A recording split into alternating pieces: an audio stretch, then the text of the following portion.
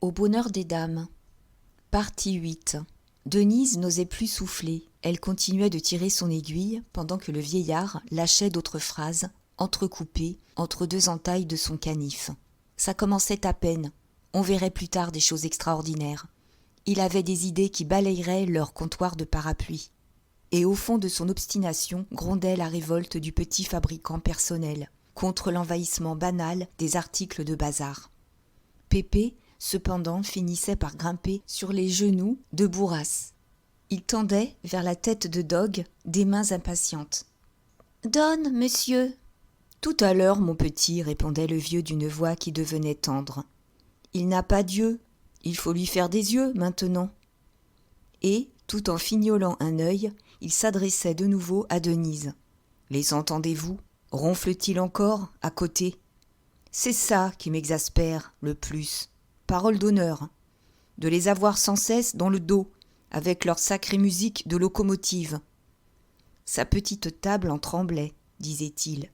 Toute la boutique était secouée. Il passait ses après-midi sans un client dans la trépidation de la foule qui s'écrasait au bonheur des dames. C'était un sujet d'éternel rabâchage. Encore une bonne journée. On tapait derrière le mur. La soierie avait dû faire 10 000 francs. Ou bien, il se gaudissait, le mur était resté froid. Un coup de pluie avait tué la recette. Et les moindres rumeurs, les souffles les plus faibles, lui fournissaient ainsi des commentaires sans fin. « Tenez, on a glissé. Ah, s'ils pouvaient tous se casser les reins. Ça, ma chère, ce sont des dames qui se disputent. Tant mieux, tant mieux. Hein, entendez-vous les paquets tombés dans les sous-sols ? C'est dégoûtant. » Il ne fallait pas que Denise discutât ses explications, car il rappelait alors amèrement la manière indigne dont on l'avait congédiée.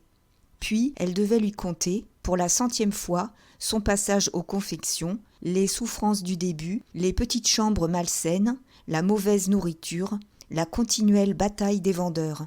Et tous deux, du matin au soir, ne parlaient ainsi que du magasin, le buvaient à chaque heure dans l'air même qu'ils respiraient. « Donne, monsieur !» répétait ardemment Pépé, les mains toujours tendues. La tête de Dog était finie. Bourras la reculait, l'avançait avec une gaieté bruyante. « Prends garde, il va te mordre. Là, amuse-toi, et ne le casse pas, si c'est possible. » Puis, repris par son idée fixe, il brandissait le poing vers la muraille. « Vous avez beau pousser pour que la maison tombe, vous ne l'aurez pas. Quand même, vous envahiriez la rue entière. » Denise, maintenant, avait du pain tous les jours. Elle en gardait une vive gratitude au vieux marchand, dont elle sentait le bon cœur, sous les étrangetés violentes. Son vif désir était cependant de trouver ailleurs du travail, car elle le voyait inventer de petites besognes. Elle comprenait qu'il n'avait pas besoin d'une ouvrière, dans la débâcle de son commerce, et qu'il l'employait par charité pure. 6 mois s'étaient passés, on venait de retomber dans la morte saison d'hiver. Elle désespérait de se caser avant mars. Lorsqu'un soir de janvier, Deloche, qui la guettait sous une porte, lui donna un conseil. Pourquoi n'allait-elle pas se présenter chez Robineau, où l'on avait peut-être besoin de monde ? En septembre, Robineau s'était décidé à acheter le fonds de Vinçart, tout en redoutant de compromettre les 60 000 francs de sa femme. Il avait payé 40 000 francs la spécialité de soie et il se lançait avec les 20 000 autres. C'était peu, mais il avait derrière lui Gaujean, qui devait le soutenir par de longs crédits.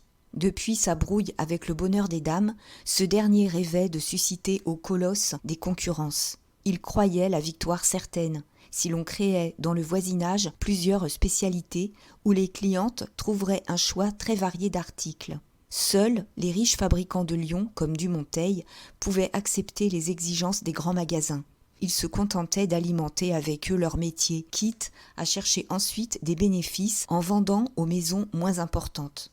Mais Gaujean était loin d'avoir les reins solides de Dumonteil.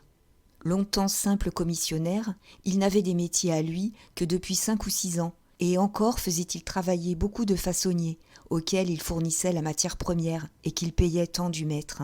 C'était même ce système qui, haussant ses prix de revient, ne lui permettait pas de lutter contre Dumonteil pour la fourniture du Paris Bonheur. Il en gardait une rancune.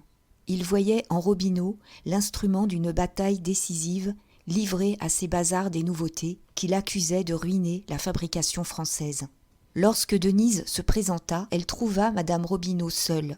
Fille d'un piqueur des ponts et des chaussées, absolument ignorante des choses du commerce, celle-ci avait encore la gaucherie charmante d'une pensionnaire élevée dans un couvent de Blois. Elle était très brune, très jolie, avec une douceur gaie qui lui donnait un grand charme. Du reste, elle adorait son mari et ne vivait que de cet amour.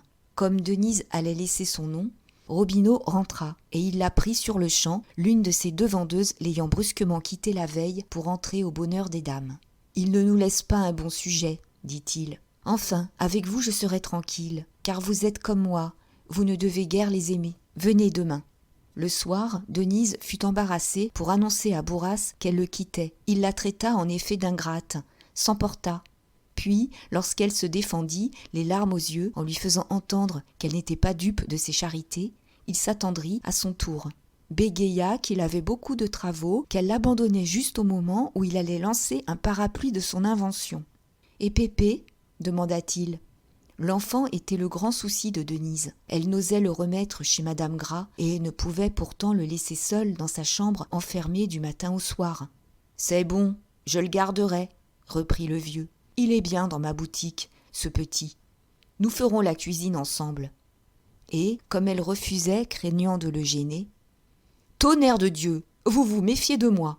Je ne le mangerai pas, votre enfant. » Denise fut plus heureuse chez Robineau. Il la payait peu, 60 francs par mois, et nourrit seulement, sans intérêt sur la vente, comme dans les vieilles maisons. Mais elle était traitée avec beaucoup de douceur, surtout par madame Robineau, toujours souriante à son comptoir. Lui, nerveux, tourmenté, avait parfois des brusqueries. Au bout d'un mois, Denise faisait partie de la famille, ainsi que l'autre vendeuse, une petite femme poitrinaire et silencieuse. On ne se gênait plus devant elle. On causait des affaires, à table, dans l'arrière-boutique, qui donnait sur une grande cour. Et ce fut là qu'un soir, on décida l'entrée en campagne contre le bonheur des dames. Gaujean était venu dîner. Dès le rôti, un gigot bourgeois, il avait abordé la question, de sa voix blanche de Lyonnais, épaissie par les brouillards du Rhône.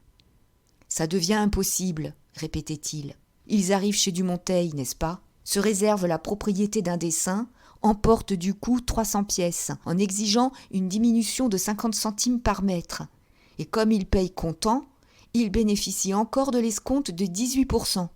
Souvent, Dumonteil ne gagne pas 20 centimes.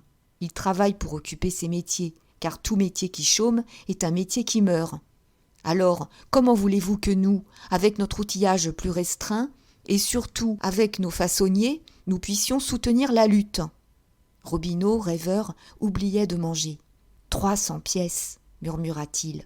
Moi, je tremble quand j'en prends 12, et à 90 jours. Ils peuvent afficher 1 franc, 2 francs, meilleur marché que nous. J'ai calculé qu'il y a une baisse de 15% au moins sur leurs articles du catalogue quand on les compare à nos prix. C'est ce qui tue le petit commerce. Il était dans une heure de découragement. Sa femme, inquiète, le regardait d'un air tendre. Elle ne mordait point aux affaires, la tête cassée par tous ces chiffres, ne comprenant pas qu'on se donnât un pareil souci lorsqu'il était si facile de rire et de s'aimer. Pourtant, il suffisait que son mari voulût vaincre, elle se passionnait avec lui, serait morte à son comptoir. « Mais pourquoi tous les fabricants ne s'entendent-ils pas ensemble ?» reprit violemment Robineau. « Il leur ferait la loi, au lieu de la subir. » Gaujean, qui avait redemandé une tranche de gigot, mâchait avec lenteur. « Ah, pourquoi ? Pourquoi ? Il faut que les métiers travaillent. Je vous l'ai dit, quand on a des tissages un peu partout, aux environs de Lyon, dans le Gard, dans l'Isère, on ne peut pas chômer un jour sans des pertes énormes. Puis, nous autres qui employons parfois des façonniers ayant 10 ou 15 métiers, nous sommes davantage maîtres de la production, au point de vue du stock, tandis que les grands fabricants se trouvent obligés d'avoir de continuels débouchés, les plus larges et les plus rapides possibles. Aussi sont-ils à genoux devant les grands magasins. J'en connais 3 ou 4 qui se les disputent, qui consentent à perdre pour obtenir leurs ordres. Et ils se rattrapent avec les petites maisons comme la vôtre. Oui, s'ils existent par eux, Il gagne par vous. La crise finira, Dieu sait comment. C'est odieux, conclut Robineau, que ce cri de colère soulagea. Denise écoutait, en silence. Elle était secrètement pour les grands magasins, dans son amour instinctif de la logique et de la vie.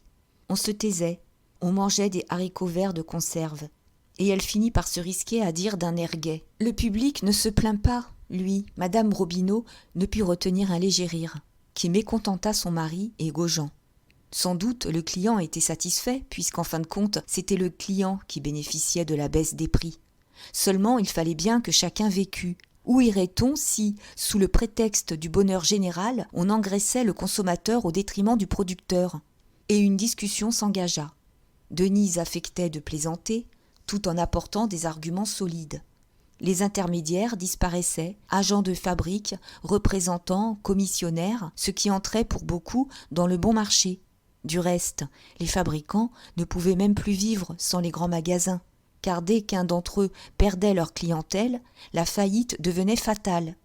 Enfin, il y avait là une évolution naturelle du commerce. On n'empêcherait pas les choses d'aller comme elles devaient aller, quand tout le monde y travaillait, bon gré, mal gré.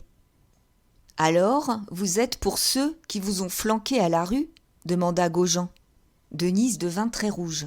Elle restait surprise elle-même de la vivacité de sa défense. Qu'avait-elle au cœur pour qu'une flamme pareille lui fût montée dans la poitrine ? « Mon Dieu, non, répondit-elle. J'ai tort peut-être, car vous êtes plus compétent. Seulement, je dis ma pensée. Les prix, au lieu d'être faits, comme autrefois, par une 50aine de maisons, sont faits aujourd'hui par 4 ou 5, qui les ont baissés grâce à la puissance de leurs capitaux et à la force de leur clientèle. Tant mieux pour le public, voilà tout. » Robineau ne se fâcha pas. Il était devenu grave. Il regardait la nappe. Souvent, il avait senti ce souffle du commerce nouveau, cette évolution dont parlait la jeune fille, et il se demandait, aux heures de vision nette, pourquoi vouloir résister à un courant d'une telle énergie qui emporterait tout. Madame Robineau elle-même, en voyant son mari songeur, approuvait du regard Denise, retombée modestement dans son silence. « Voyons, reprit Gaujean pour couper court, tout ça, c'est des théories. Parlons de notre affaire. » Après le fromage, la bonne venait de servir des confitures et des poires. Il prit des confitures, les mangea à la cuillère, avec la gourmandise inconsciente d'un gros homme adorant le sucre. « Voilà, il faut que vous battiez en brèche leur Paris Bonheur, qui a fait leur succès cette année. Je me suis entendu avec plusieurs de mes confrères de Lyon. Je vous apporte une offre exceptionnelle, une soie noire, une faille, que vous pourrez vendre à 5 francs 50. Ils vendent la leur 5 francs 60, n'est-ce pas ? Eh bien, ce sera 2 sous de moins. Et cela suffit, vous les coulerez. » Les yeux de Robineau s'étaient rallumés. Dans son continuel tourment nerveux, il sautait souvent ainsi de la crainte à l'espoir. « Vous avez un échantillon ? » demanda-t-il.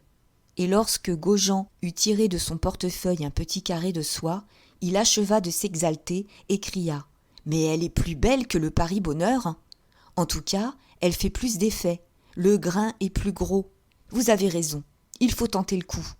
Ah, tenez, je les veux à mes pieds, où j'y resterai cette fois. » Madame Robineau, partageant cet enthousiasme, déclara la soie superbe. Denise, elle-même, crut au succès. La fin du dîner fut ainsi très gaie. On parlait fort. Il semblait que le bonheur des dames agonisât. Gaujean, qui achevait le pot de confiture, expliquait quel sacrifice énorme lui et ses collègues allaient s'imposer pour livrer une pareille étoffe à si bon compte. Mais ils s'y ruineraient plus tôt. Ils avaient juré de tuer les grands magasins. Comme on apportait le café, la gaieté fut encore accrue par l'arrivée de Vinçart. Il entrait en passant dire un petit bonjour à son successeur. « Fameux !» cria-t-il en palpant la soie. « Vous les roulerez, je vous en réponds. Hein ? Vous me devrez une fière chandelle. Je vous le disais bien qu'il y avait ici une affaire d'or. » Lui venait de prendre un restaurant à Vincennes. C'était un rêve ancien, nourri sournoisement tandis qu'il se débattait dans les soies, tremblant de ne pas trouver à vendre son fonds avant la débâcle, se jurant de mettre son pauvre argent dans un commerce où l'on pût voler à l'aise. Cette idée d'un restaurant lui était venue après la noce d'un cousin. la bouche allait toujours. On leur avait fait payer 10 francs de l'eau de vaisselle où nageaient des pâtes. Et devant Robineau, sa joie de leur avoir mis sur les épaules une mauvaise affaire dont il désespérait de se débarrasser, élargissait encore sa face aux yeux ronds et à la grande bouche loyale qui crevait de santé. « Et vos douleurs ?» demanda obligeamment madame Robineau. « Hein ? Mes douleurs ?» murmura-t-il étonné. « Oui, ces rhumatismes qui vous tourmentaient ici. » Il se souvint. Il rougit légèrement. « Oh, j'en souffre toujours. Pourtant l'air de la campagne, vous comprenez. N'importe, vous avez fait une riche affaire. Sans mes rhumatismes, je me retirais avec 10 000 francs de rente avant 10 ans. Parole d'honneur. » 15 jours plus tard, la lutte s'engageait entre Robineau et le bonheur des dames. Elle fut célèbre. Elle occupa un instant tout le marché parisien. Robineau, usant des armes de son adversaire, avait fait de la publicité dans les journaux. En outre, il soignait son étalage, entassait à ses vitrines des piles énormes de la fameuse soie, l'annonçait par de grandes pancartes blanches où se détachait en chiffres géants le prix de 5 francs 50. C'était ce chiffre qui révolutionnait les femmes. 2 sous de meilleur marché qu'au bonheur des dames. Et la soie paraissait plus forte. Dès les premiers jours, il vint un flot de clientes. Madame Marty, sous le prétexte de se montrer économe, acheta une robe dont elle n'avait pas besoin. Madame Bourdelais trouva l'étoffe belle, mais elle préféra attendre, flairant sans doute ce qui allait se passer. La semaine suivante, en effet, Mouret, baissant carrément le pari-bonheur de 20 centimes, le donna à 5 francs 40. Il avait eu, avec Bourdoncle et les intéressés, une discussion vive, avant de les convaincre qu'il fallait accepter la bataille, quitte à perdre sur l'achat. Ces 20 centimes étaient une perte sèche, puisqu'on vendait déjà au prix coûtant. Le coup fut rude pour Robineau. Il ne croyait pas que son rival baisserait, car ces suicides de la concurrence, ces ventes à perte étaient encore sans exemple. Et le flot des clientes, obéissant au bon marché, avait tout de suite reflué vers la rue Neuve-Saint-Augustin, tandis que le magasin de la rue Neuve des Petits Champs se vidait. Gaujean accourut de Lyon. Il y eut des conciliabules effarés. On finit par prendre une résolution héroïque. La soie serait baissée. On la laisserait à 5 francs 30, prix au-dessous duquel personne ne pouvait descendre, sans folie. Le lendemain, Mouret mettait son étoffe à 5 francs 20. Et dès lors, ce fut une rage. Robineau répliqua par 5 francs 15. Mouret afficha 5 francs 10. Tous deux ne se battaient plus que d'un sou, perdant des sommes considérables chaque fois qu'ils faisaient ce cadeau au public. Les clientes riaient, enchantées de ce duel, émues des coups terribles que se portaient les deux maisons pour leur plaire. Enfin, Mouret osa le chiffre de 5 francs. Chez lui, le personnel était pâle, glacé d'un tel défi à la fortune. Robineau, atterré, hors d'haleine, s'arrêta de même à 5 francs, ne trouvant pas le courage de descendre davantage. Ils couchaient sur leur position, face à face, avec le massacre de leurs marchandises autour d'eux. Mais si, de part et d'autre, l'honneur était sauf, la situation devenait meurtrière pour Robineau. Le bonheur des dames avait des avances et une clientèle qui lui permettait d'équilibrer les bénéfices, tandis que lui, soutenu seulement par Gaujean, ne pouvant se rattraper sur d'autres articles, restait épuisé, glissait chaque jour un peu sur la pente de la faillite. Il mourait de sa témérité, malgré la clientèle nombreuse que les péripéties de la lutte lui avaient amenée. Un de ses tourments secrets était de voir cette clientèle le quitter lentement, retourner au bonheur après l'argent perdu et les efforts qu'il avait faits pour la conquérir. Un jour même, la patience lui échappa. Une cliente, Madame de Boves, était venue voir chez lui des manteaux, car il avait joint un comptoir de confection à sa spécialité de soie. Elle ne se décidait pas, se plaignait de la qualité des étoffes. Enfin, elle dit « Leur pari-bonheur est beaucoup plus fort ». Robineau se contenait, lui affirmait qu'elle se trompait, avec sa politesse marchande, d'autant plus respectueux qu'il craignait de laisser éclater sa révolte intérieure. « Mais voyez donc la soie de cette rotonde, reprit-elle, on jurerait de la toile d'araignée. Vous avez beau dire, monsieur, leur soie à 5 francs est du cuir à côté de celle-ci. » Il ne répondait plus. Le sang au visage, les lèvres serrées. Justement, il avait imaginé le coup ingénieux d'acheter, pour ses confections, la soie chez son rival. De cette façon, c'était Mouret, ce n'était pas lui qui perdait sur l'étoffe. Il coupait simplement la lisière. « Vraiment ? Vous trouvez le Paris-Bonheur plus épais ?» murmura-t-il. « Oh, 100 fois !» dit madame de Boves. « Il n'y a pas de comparaison. » Cette injustice de la cliente, dépréciant quand même la marchandise, l'indignait. Et comme elle retournait toujours la rotonde de son air dégoûté, un petit bout de la lisière bleue et argent échappé au ciseau parut sous la doublure. Alors, il ne put se contraindre davantage. Il avoua, il aurait donné sa tête. « Eh bien, madame, cette soie est du Paris-Bonheur. Je l'ai achetée moi-même. Parfaitement. Voyez la lisière. » Madame de Boves partit très vexée. Beaucoup de ces dames le quittèrent. L'histoire avait couru. Et lui, au milieu de cette ruine, lorsque l'épouvante du lendemain le prenait, ne tremblait que pour sa femme, élevée dans une paix heureuse, incapable de vivre pauvre. Que deviendrait-elle si une catastrophe les mettait sur le pavé avec des dettes ? C'était sa faute. Jamais il n'aurait dû toucher aux 60 000 francs. Il fallait qu'elle le consolât. Est-ce que cet argent n'était pas à lui comme à elle ? Il l'aimait bien.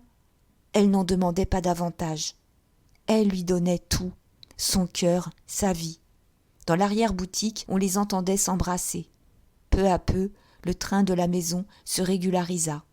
Chaque mois, les pertes augmentaient, dans une proportion lente qui reculait l'issue fatale. L'espoir tenace les laissait debout.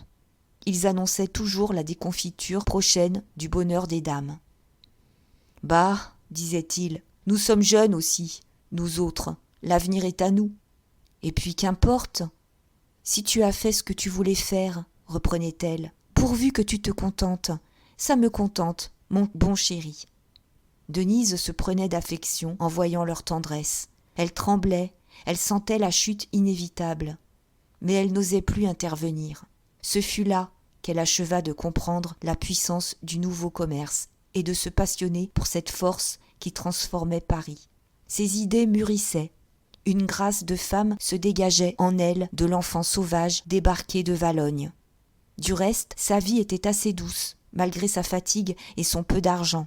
Lorsqu'elle avait passé la journée debout, il lui fallait rentrer vite, s'occuper de Pépé, que le vieux Bourras, heureusement, s'obstinait à nourrir. Mais c'était encore des soins, une chemise à laver, une blouse à recoudre, sans compter le tapage du petit dont elle avait la tête fendue. Elle ne se couchait jamais avant minuit. Le dimanche était un jour de grosse besogne. Elle nettoyait sa chambre, se raccommodait elle-même, si occupée qu'elle ne se peignait souvent qu'à 5 heures. Cependant, elle sortait quelquefois, par raison, emmenait l'enfant, lui faisait faire une longue course à pied du côté de Neuilly. Et leur régal était de boire, là-bas, une tasse de lait chez un nourrisseur qui les laissait s'asseoir dans sa cour. Jean dédaignait ses parties. Il se montrait de loin en loin, les soirs de semaine, puis disparaissait, en prétextant d'autres visites. Il ne demandait plus d'argent, mais il arrivait avec des airs si mélancoliques que sa sœur, inquiète, avait toujours pour lui une pièce de 100 sous de côté. Son luxe était là. « 100 sous !» criait chaque fois Jean. « Sacristi, tu es trop gentille. Justement, il y a la femme du papetier. »« Tais-toi !» interrompait Denise. « Je n'ai pas besoin de savoir. » Mais il croyait qu'elle l'accusait de se vanter. « Quand je te dis qu'elle est la femme d'un papetier !»« Oh, quelque chose de magnifique !» 3 mois se passèrent. Le printemps revenait. Denise refusa de retourner à Joinville avec Pauline et Baugé. Elle les rencontrait parfois rue Saint-Roch en sortant de chez Robineau. Pauline, dans une de ces rencontres, lui confia qu'elle allait peut-être épouser son amant. C'était elle qui hésitait encore. On n'aimait guère les vendeuses mariées au bonheur des dames. Cette idée de mariage surprit Denise. Elle n'osa conseiller son amie. Un jour que Colomban venait de l'arrêter près de la fontaine pour lui parler de Clara, celle-ci justement traversa la place. Et la jeune fille dut s'échapper, car il la suppliait de demander à son ancienne camarade si elle voulait bien se marier avec lui. Qu'avaient-ils donc tous ? Pourquoi se tourmenter de la sorte ? Elle s'estimait très heureuse de n'aimer personne. « Vous savez la nouvelle ?» lui dit un soir le marchand de parapluies, comme elle rentrait. « Non, monsieur Bourras. » Eh bien, les gredins ont acheté l'hôtel du Villard. Je suis cerné. Il agitait ses grands bras dans une crise de fureur qui hérissait sa crinière blanche. Un micmac à n'y rien comprendre, reprit-il. Il paraît que l'hôtel appartenait au Crédit Immobilier, dont le président, le baron Hartmann, vient de le céder à notre fameux Mouret. Maintenant, ils me tiennent à droite, à gauche, derrière. Tenez, voyez-vous, comme je tiens dans mon poing cette pomme de canne. C'était vrai, on avait dû signer la cession la veille. La petite maison de Bourras, serrée entre le bonheur des dames et l'hôtel du Villard, accrochée là comme un nid d'hirondelle dans la fente d'un mur, semblait devoir être écrasée du coup le jour où le magasin envahirait l'hôtel. Et ce jour était venu. Le colosse tournait le faible obstacle, le saignait de son entassement de marchandises, menaçait de l'engloutir, de l'absorber par la seule force de son aspiration géante. Bourras sentait bien l'étreinte dont craquait sa boutique. Il croyait la voir diminuer.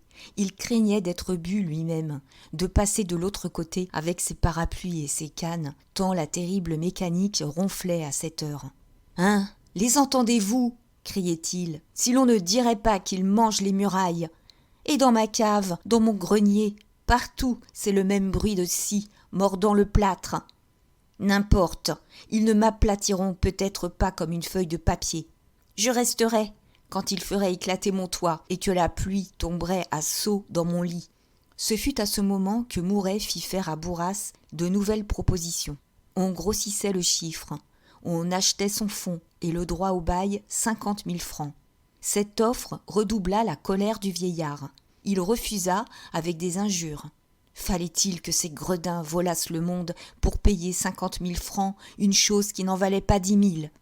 Et il défendait sa boutique comme une fille honnête défend sa vertu au nom de l'honneur, par respect de lui-même.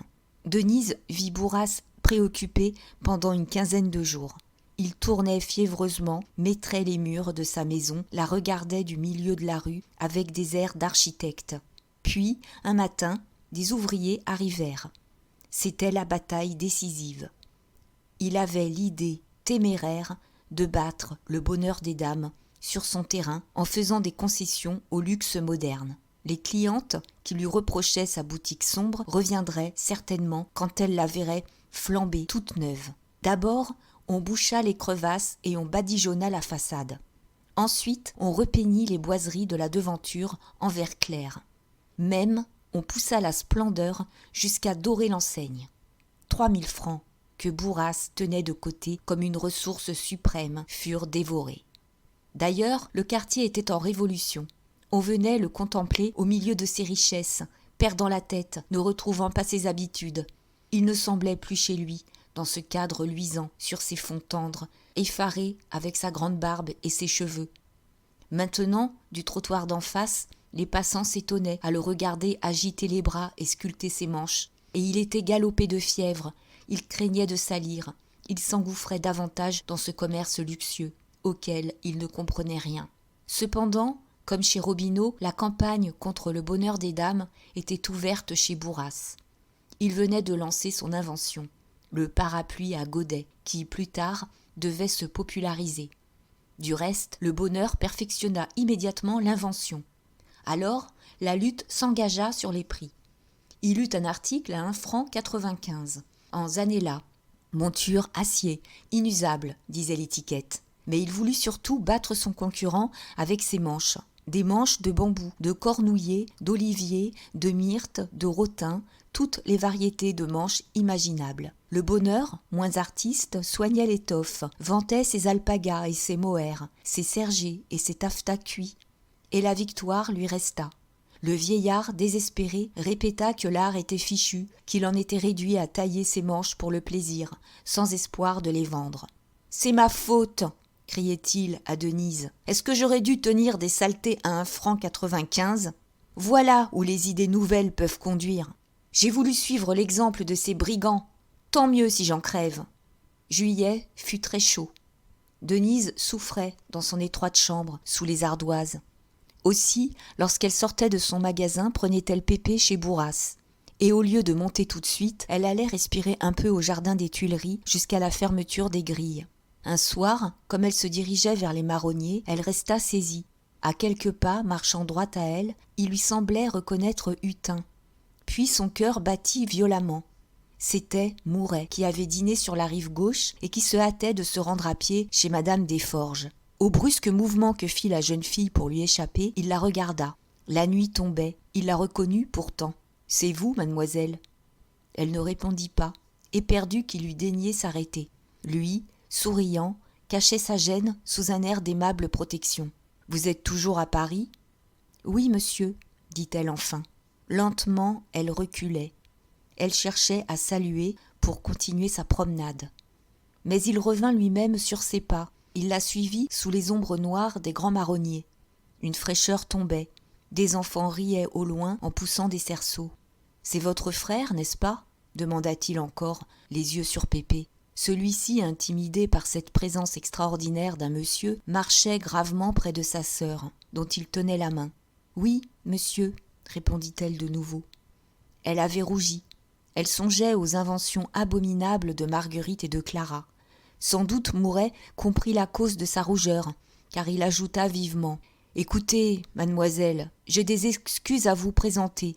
Oui, j'aurais été heureux de vous dire plus tôt combien j'ai regretté l'erreur qui a été commise. On vous a accusé trop légèrement d'une faute. Enfin, le mal est fait. Je voulais seulement vous apprendre que tout le monde, chez nous, connaît aujourd'hui votre tendresse pour vos frères. » Il continua, fut d'une politesse respectueuse à laquelle les vendeuses du bonheur des dames n'étaient guère habituées de sa part. Le trouble de Denise avait augmenté, mais une joie inondait son cœur. Il savait donc qu'elle ne s'était donnée à personne. Tous deux gardaient le silence. Il restait près d'elle, réglant ses pas sur les petits pas de l'enfant. Et les bruits lointains de Paris se mouraient sous les ombres noires des grands arbres. « Je n'ai qu'une réhabilitation à vous offrir, mademoiselle, » reprit-il. « Naturellement, si vous désirez rentrer chez nous. » Elle l'interrompit. Elle refusa avec une hâte fébrile. « Monsieur, je ne puis pas. Je vous remercie tout de même, mais j'ai trouvé ailleurs. » Il le savait. On lui avait appris depuis peu qu'elle était chez Robineau, et tranquillement, sur un pied d'égalité charmante, il lui parla de ce dernier, auquel il rendait justice. Un garçon d'une intelligence vive, trop nerveux seulement. Il aboutirait à une catastrophe. Gaujean l'avait écrasé d'une affaire très lourde où tous deux resteraient. Alors, Denise, gagnée par cette familiarité, se livra davantage, laissa voir qu'elle était pour les grands magasins, dans la bataille livrée entre ceux-ci et le petit commerce. Elle s'animait, citait des exemples, se montrait au courant de la question, remplie même d'idées larges et nouvelles. Lui, ravi, l'écoutait avec surprise. Il se tournait, tâchait de distinguer ses traits dans la nuit grandissante. Elle semblait toujours la même, vêtue d'une robe simple, le visage doux, mais de cet effacement modeste montait un parfum pénétrant dont il subissait la puissance. Sans doute, cette petite s'était faite à l'air de Paris. La voilà qui devenait femme, et elle était troublante, si raisonnable avec ses beaux cheveux lourds de tendresse. « Puisque vous êtes des nôtres, dit-il en riant, pourquoi restez-vous chez nos adversaires ? Ainsi, ne m'a-t-on pas dit également que vous logiez chez ce Bourras ? » « Un bien digne homme, murmura-t-elle. « Non, laissez donc, un vieux toqué, un fou qui me forcera à le mettre sur la paille lorsque je voudrais m'en débarrasser avec une fortune. D'abord, votre place n'est pas chez lui, sa maison est mal famée, il le loue à des personnes. » Mais il sentit la jeune fille confuse. Il se hâta d'ajouter « On peut être honnête partout, et il y a même plus de mérite à l'être quand on n'est pas riche. » Ils firent de nouveau quelques pas en silence. Pépé semblait écouter de son air attentif d'enfant précoce. Par moments, il levait les yeux sur sa sœur, dont la main brûlante, secouée de légers tressaillements, l'étonnait. « Tenez, » reprit gaiement Mouret. « Voulez-vous être mon ambassadeur ? Demain, j'avais l'intention d'augmenter encore mon offre, de faire proposer à Bourras 80 000 francs. Parlez-lui-en, la première. Dites-lui donc qu'il se suicide. Il vous écoutera peut-être, puisqu'il a de l'amitié pour vous, et vous lui rendriez un véritable service. »« Soit, » répondit Denise, souriante elle aussi. « Je ferai la commission, mais je doute de réussir. » Et le silence retomba. Ni l'un ni l'autre n'avait plus rien à se dire. Un instant, il essaya de causer de l'oncle Baudu. Puis, il dut se taire en voyant le malaise de la jeune fille. Cependant, ils continuaient de se promener côte à côte. Ils débouchèrent enfin vers la rue de Rivoli, dans une allée où il faisait jour encore. Au sortir de la nuit des arbres, ce fut comme un brusque réveil. Il comprit qu'il ne pouvait la retenir davantage. « Bonsoir, mademoiselle. »« Bonsoir, monsieur. » Mais il ne s'en allait pas. En levant les yeux, d'un coup d'œil, il venait d'apercevoir devant lui, au coin de la rue d'Alger, les fenêtres éclairées de madame Desforges qui l'attendait. Et il avait reporté ses regards sur Denise. Il la voyait bien dans le pâle crépuscule. Elle était toute chétive auprès d'Henriette. Pourquoi donc lui chauffait-elle ainsi le cœur ? C'était un caprice imbécile. « Voici un petit garçon qui se fatigue, » reprit-il pour dire encore quelque chose. « Et rappelez-vous bien, n'est-ce pas, que notre maison vous est ouverte. Vous n'aurez qu'à y frapper, je vous donnerai toutes les compensations désirables. Bonsoir, mademoiselle. »« Bonsoir, monsieur. » Quand Mouret l'eut quitté, Denise rentra sous les marronniers, dans l'ombre noire. Longtemps elle marcha sans but, entre les troncs énormes, le sang au visage, la tête bourdonnante d'idées confuses. Pépé, toujours pendu à sa main, allongeait ses courtes jambes pour la suivre. Elle l'oubliait, il finit par dire « Tu vas trop fort, petite mère !» Alors elle s'assit sur un banc, et comme il était là, l'enfant s'endormit en travers de ses genoux. Elle le tenait, le serrait contre sa poitrine de vierge, les yeux perdus au fond des ténèbres. Lorsque, 1 heure plus tard, elle revint doucement avec lui, rue de la Michaudière, elle avait son tranquille visage de fille raisonnable. « Tonnerre de Dieu !» lui cria Bourras du plus loin qu'il l'aperçut. « Le coup est fait. Cette canaille de Mouret vient d'acheter ma maison. » Il était hors de lui. Il se battait tout seul, au milieu de la boutique, avec des gestes si désordonnés qu'il menaçait d'enfoncer les vitrines. « Ah, la crapule, c'est le fruitier qui m'écrit. Et vous ne savez pas combien il l'a vendue, ma maison ? 150 000 francs. 4 fois ce qu'elle vaut. Encore un joli voleur, celui-là.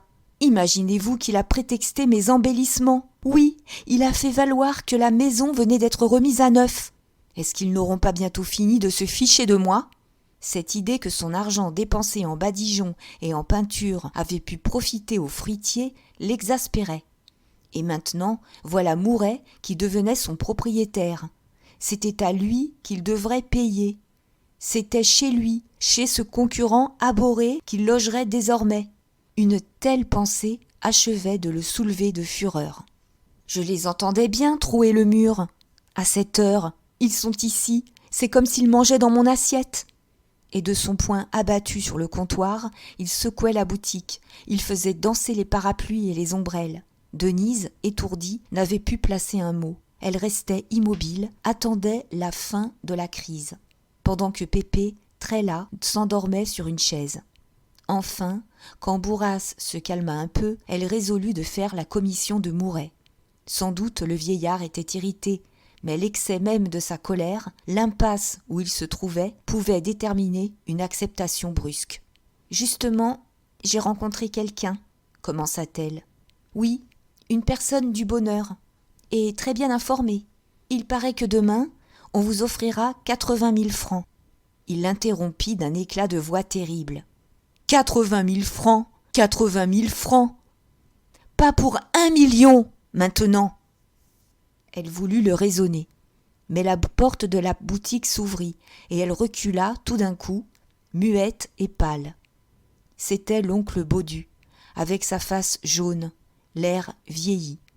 Bourras saisit les boutons du paletot de son voisin, lui cria dans le visage, sans le laisser dire un mot, fouetté par sa présence. « Savez-vous ce qu'ils ont le toupet de m'offrir ? 80 000 francs. Ils en sont là, les bandits. Ils croient que je vais me vendre comme une fille. Ah, ils ont acheté la maison. Et ils pensent me tenir. Eh bien, c'est fini. Ils ne l'auront pas. J'aurais cédé peut-être, mais puisqu'elle est à eux, qu'ils essaient donc de la prendre. » « Alors, la nouvelle est vraie, » dit Baudu de sa voix lente. « On me l'avait affirmé. Je venais pour savoir. »« 80 000 francs, répétait Bourras. Pourquoi pas 100 000 ? C'est tout cet argent qui m'indigne. Est-ce qu'ils croient qu'ils me feraient commettre une coquinerie avec leur argent ? Ils ne l'auront pas, tonnerre de Dieu. Jamais, jamais, entendez-vous ? Denise sortit de son silence pour dire de son air calme. Ils l'auront dans 9 ans, quand votre bail sera fini. Et, malgré la présence de son oncle, elle conjura le vieillard d'accepter. La lutte devenait impossible. Il se battait contre une force supérieure. Il ne pouvait, sans démence, refuser la fortune qui se présentait. Mais lui répondait toujours non. Dans 9 ans, il espérait bien être mort, pour ne pas voir ça. « Vous entendez, monsieur Baudu, reprit-il, votre nièce est avec eux. C'est elle qu'ils ont chargé de me corrompre. Elle est avec les brigands, parole d'honneur. » L'oncle, jusque-là, avait paru ne pas voir Denise. Il levait la tête, du mouvement bourru qu'il affectait sur le seuil de sa boutique chaque fois qu'elle passait. Mais lentement il se tourna, il la regarda. Ses grosses lèvres tremblèrent. « Je le sais, » répondit-il à demi-voix. Et il continuait à la regarder. Denise, touchée aux larmes, le trouvait bien changé par le chagrin. Lui, pris du sourd remords de ne pas l'avoir secourue, songeait peut-être à la vie de misère qu'elle venait de traverser. Puis, la vue de Pépé endormi sur la chaise, au milieu des éclats de la discussion, sembla l'attendrir. « Denise, dit-il simplement, entre donc demain manger la soupe avec le petit. Ma femme et Geneviève m'ont prié de t'inviter si je te rencontrais. » Elle devint très rouge. Elle l'embrassa. Et lorsqu'il partit, Bourras, heureux de cette réconciliation, lui cria encore « Corrigez-la, elle a du bon. Moi, la maison peut crouler. On me trouvera sous les pierres. »« Nos maisons croulent déjà, voisin, » dit Baudu d'un air sombre. « Nous y resterons tous. » Chapitre 8. Cependant, tout le quartier causait de la grande voie qu'on allait ouvrir, du nouvel opéra à la Bourse, sous le nom de rue du 10 décembre. Les jugements d'expropriation étaient rendus. 2 bandes de démolisseurs attaquaient déjà la trouée aux 2 bouts. L'une abattant les vieux hôtels de la rue Louis-le-Grand, l'autre renversant les murs légers de l'ancien vaudeville. Et l'on entendait les pioches qui se rapprochaient. La rue de Choiseul et la rue de la Michaudière se passionnaient pour leurs maisons condamnées. Avant 15 jours, la trouée devait les éventrer d'une large entaille pleine de vacarme et de soleil. Mais ce qui remuait le quartier plus encore, c'étaient les travaux entrepris au bonheur des dames. On parlait d'agrandissements considérables, de magasins gigantesques tenant les 3 façades des rues de la Michaudière, Neuve-Saint-Augustin et Monsigny. Mouret, disait-on, avait traité avec le baron Hartmann, président du Crédit Immobilier, et il occuperait tout le pâté de maisons, sauf la façade future sur la rue du 10 décembre, où le baron voulait construire une concurrence au Grand Hôtel. Partout, le bonheur rachetait les baux, les boutiques fermaient, les locataires déménageaient. Et dans les immeubles vides, une armée d'ouvriers commençait les aménagements nouveaux, sous des nuages de plâtre. Seule, au milieu de ce bouleversement, l'étroite masure du vieux Bourras restait immobile et intacte, obstinément accrochée entre les hautes murailles couvertes de maçons. Lorsque le lendemain Denise se rendit avec Pépé chez l'oncle Baudu, la rue était justement barrée par une file de tombereaux qui déchargeaient des briques devant l'ancien hôtel du Villard. Debout sur le seuil de sa boutique, l'oncle regardait d'un œil morne. À mesure que le bonheur des dames s'élargissait, il semblait que le vieil Elbeuf diminuât. La jeune fille trouvait les vitrines plus noires, plus écrasées sous l'entresol bas aux baies rondes de prison. L'humidité avait encore déteint la vieille enseigne verte. Une détresse tombait de la façade entière, plombée et comme amaigrie. « Vous voilà, dit Baudu. Prenez garde, il vous passerait sur le corps. » Dans la boutique, Denise éprouva le même serrement de cœur. Elle la revoyait, assombrie, gagnée davantage par la somnolence de la ruine. Des angles vides creusaient des trous de ténèbres. La poussière envahissait les comptoirs et les casiers, tandis qu'une odeur de cave salpêtrée montait des ballots de drap qu'on ne remuait plus.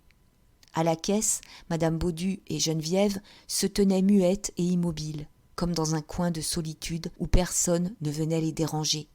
La mère ourlait des torchons, la fille, les mains tombées sur les genoux, regardait le vide devant elle. « Bonsoir, ma tante, » dit Denise. « Je suis bien heureuse de vous revoir, et si je vous ai fait de la peine, veuillez me le pardonner. » Madame Baudu l'embrassa, très émue.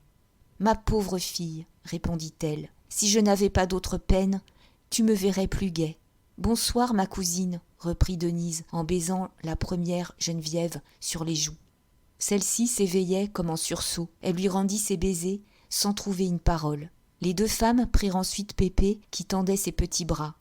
Et la réconciliation fut complète. « Eh bien, il est 6 heures, mettons-nous à table, » dit Baudu. « Pourquoi n'as-tu pas amené Jean ?»« Mais il devait venir, » murmura Denise embarrassée. « Justement, je l'ai vu ce matin. Il m'a formellement promis. Oh, il ne faut pas l'attendre, son patron l'aura retenu. » Elle se doutait de quelque histoire extraordinaire, elle voulait l'excuser d'avance.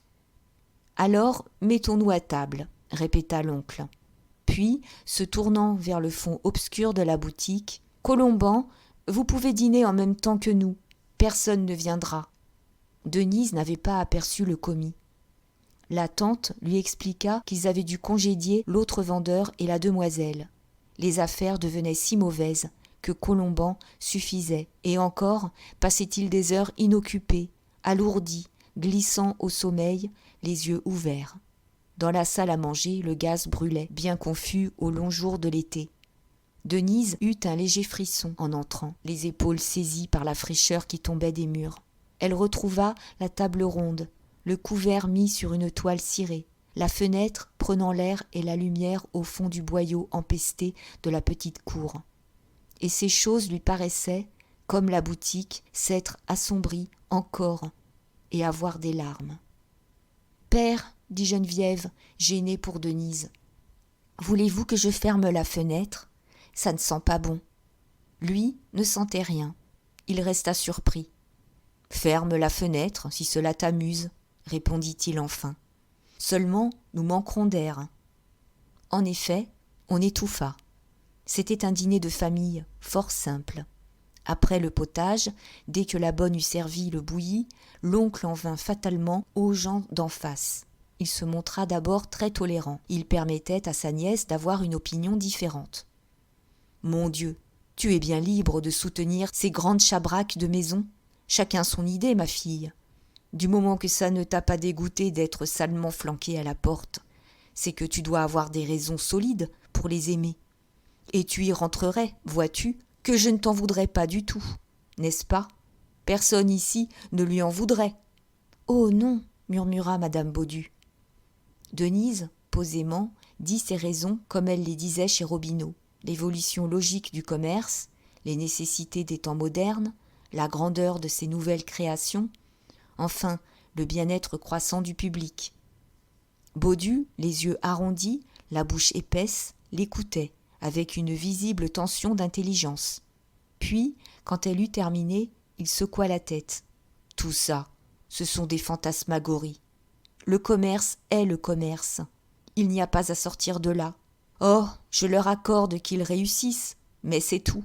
Longtemps, j'ai cru qu'ils se casseraient les reins. Oui, j'attendais ça. Je patientais. Tu te rappelles ? Eh bien, non. Il paraît qu'aujourd'hui, ce sont les voleurs qui font fortune, tandis que les honnêtes gens meurent sur la paille. Voilà où nous en sommes. Je suis forcée de m'incliner devant les faits. Et je m'incline, mon Dieu. Je m'incline. » Une sourde colère le soulevait peu à peu. Il brandit tout d'un coup sa fourchette. « Mais jamais le vieil Elbeuf ne fera une concession. Entends-tu ? Je l'ai dit à Bourras. Voisins, vous pactisez avec les charlatans. Vos peinturlurages sont une honte. »« Mange donc, » interrompit madame Baudu, inquiète de le voir s'allumer ainsi. « Attends, je veux que ma nièce sache bien ma devise. Écoute ça, ma fille, je suis comme cette carafe. Je ne bouge pas. Ils réussissent, tant pis pour eux. Moi, je proteste, voilà tout. » La bonne apportait un morceau de veau rôti. De ses mains tremblantes, il découpa. Et il n'avait plus son coup d'œil juste. son autorité a pesé les parts. La conscience de sa défaite lui ôtait son ancienne assurance de patron respecté. Pépé s'était imaginé que l'oncle se fâchait. Il avait fallu le calmer en lui donnant tout de suite du dessert, des biscuits qui se trouvaient devant son assiette. Alors l'oncle, baissant la voix, essaya de parler d'autre chose. Un instant, il causa des démolitions. Il approuva la rue du 10 décembre, dont la trouée allait certainement accroître le commerce du quartier. Mais là, de nouveau, il revint au bonheur des dames. Tout les ramenait. C'était une obsession maladive.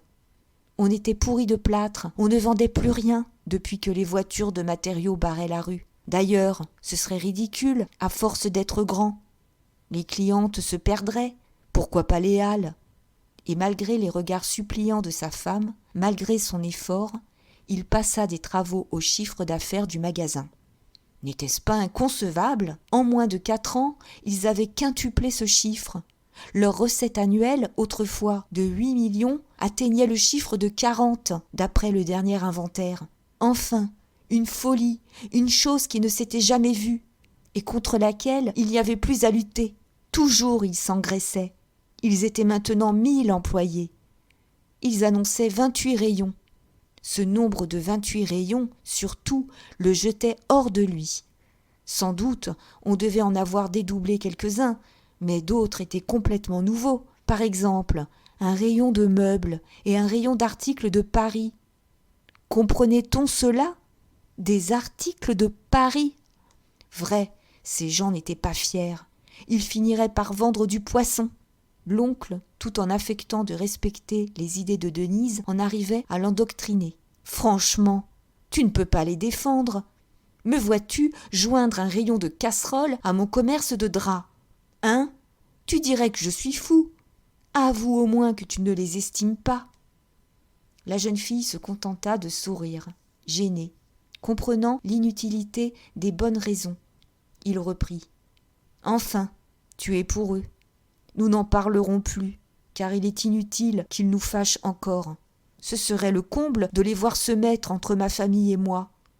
Rentre chez eux, si ça te plaît, mais je te défends de me casser davantage les oreilles avec leurs histoires. » Un silence régna. Son ancienne violence tombait à cette résignation fiévreuse, comme on suffoquait dans l'étroite salle, chauffée par le bec de gaz. La bonne dut rouvrir la fenêtre, et la pestilence humide de la cour souffla sur la table. Des pommes de terre sautées avaient paru. On se servit lentement, sans une parole. « Tiens, regarde ces deux-là, » recommença Baudu, en désignant de son couteau Geneviève et Colomban. « Demande-leur s'ils l'aiment, ton bonheur des dames. » Côte à côte, à la place accoutumée où ils se retrouvaient 2 fois par jour depuis 12 ans, Colomban et Geneviève mangeaient avec mesure. Il n'avait pas dit un mot.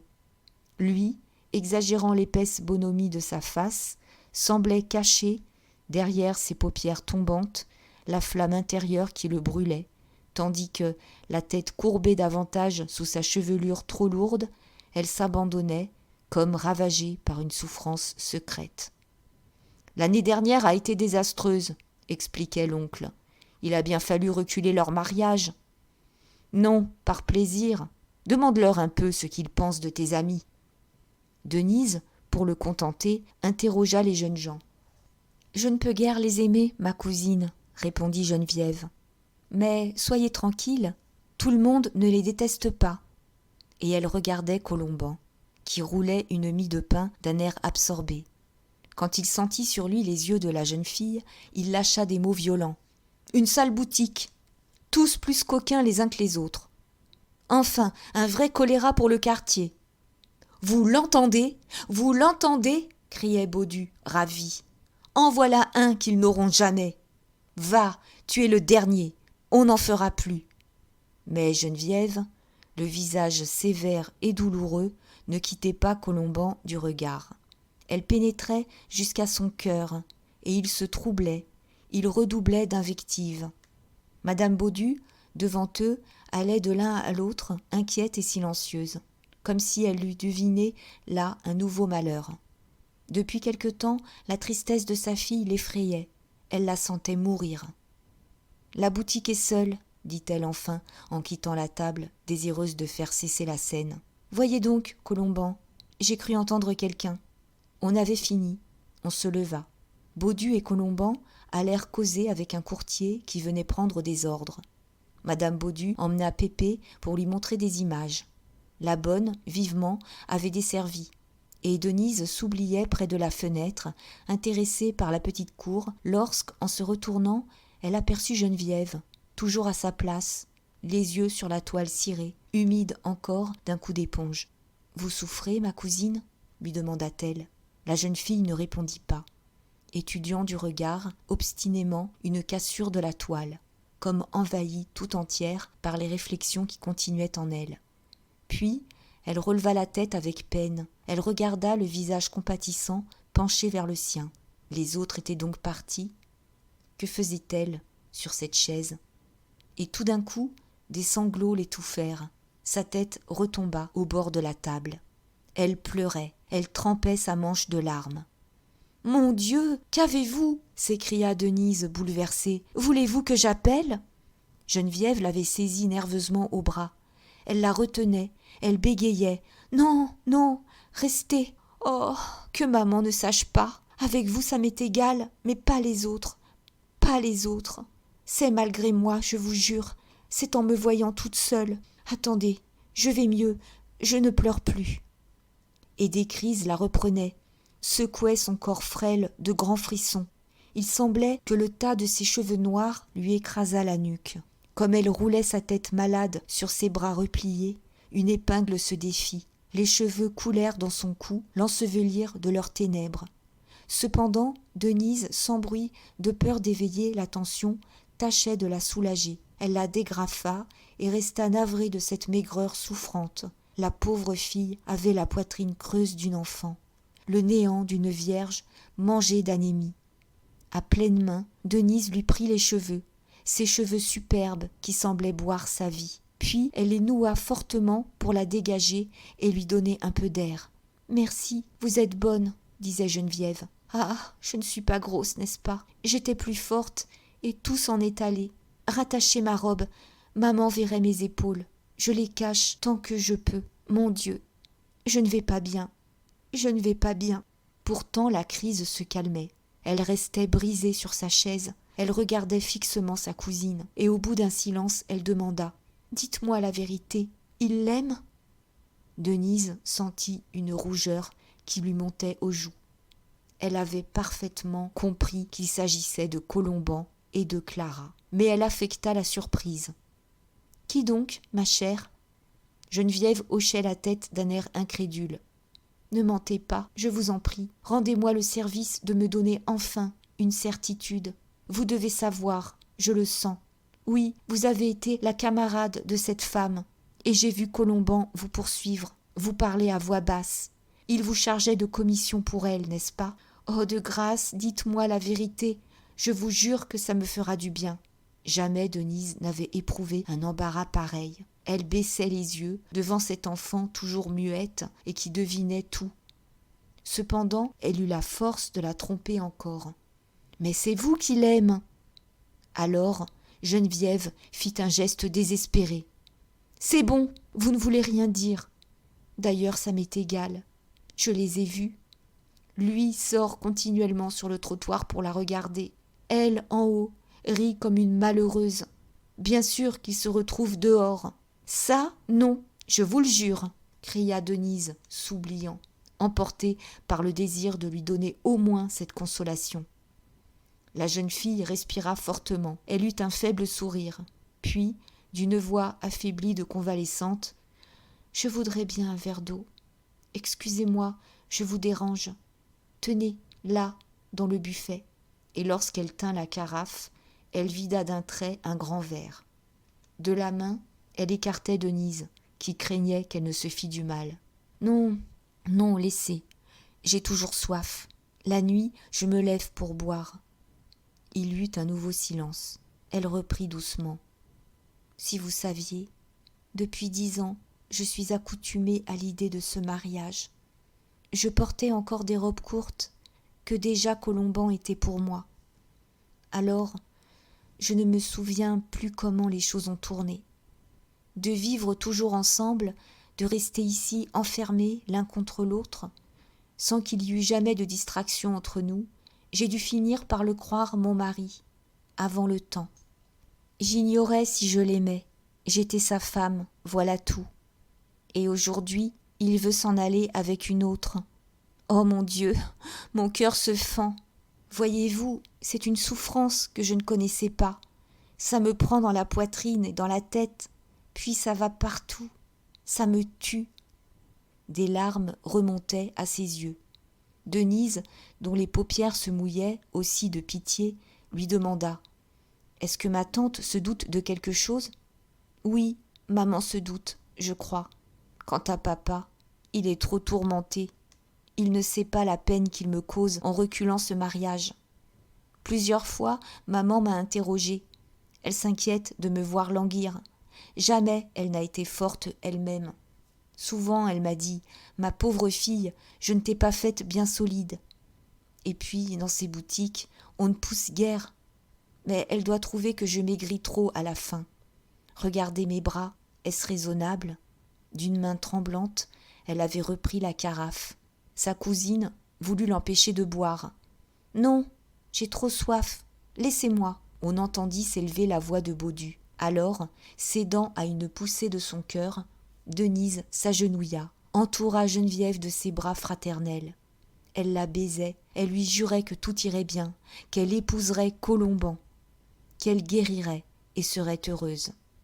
Vivement, elle se releva.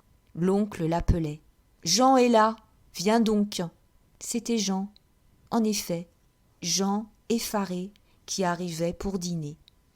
Quand on lui dit que 8 heures sonnaient, il demeura béant. Pas possible, il sortait de chez son patron. On le plaisanta, sans doute il avait pris par le bois de Vincennes. Mais dès qu'il put s'approcher de sa sœur, il lui souffla très bas. C'est une petite blanchisseuse qui reportait son linge. J'ai là une voiture à l'heure. Donne-moi 100 sous. Il sortit 1 minute et revint dîner, car madame Baudu ne voulait absolument pas qu'il repartît sans manger au moins une soupe. Geneviève avait reparu dans son silence et son effacement habituel. Colomban sommeillait à demi, derrière un comptoir. La soirée coula, triste et lente, animée uniquement par les pas de l'oncle qui se promenait d'un bout à l'autre de la boutique vide. Un seul bec de gaz brûlait, l'ombre du plafond bas tombait à larges pelletées comme la terre noire d'une fosse.